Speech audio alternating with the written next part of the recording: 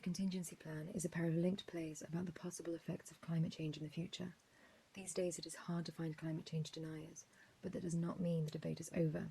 If we follow the news, we know that there are emerging developments reported almost daily. Some news is good, in the sense that we have made small progress in reducing carbon emissions or lessening the harm to the planet.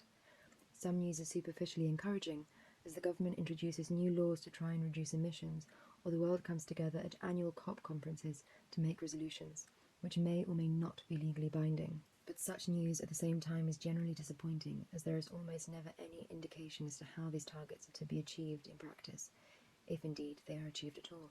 But the majority of the news we receive is bad. Climate change is progressing faster than we predicted. Targets are looking increasingly unachievable or have already failed. No one is moving fast enough.